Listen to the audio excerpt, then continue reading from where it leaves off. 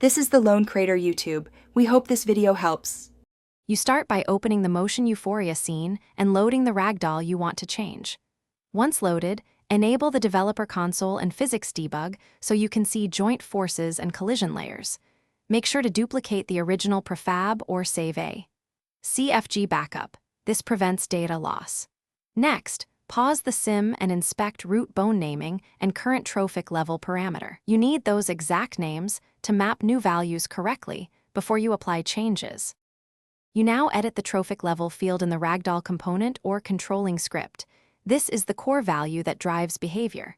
Once changed, tune physical properties. Change limb mass, joint damping, and muscle torque ratios to match the new level. These translate the abstract value into motion.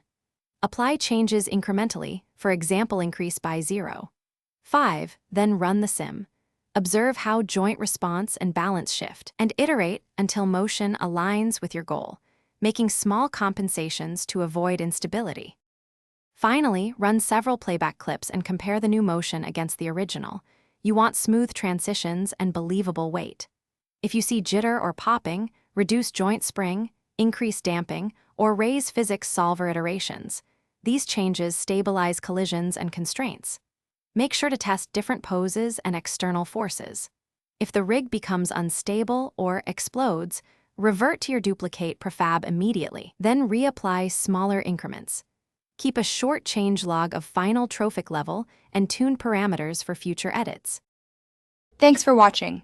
Consider subscribing if we helped you.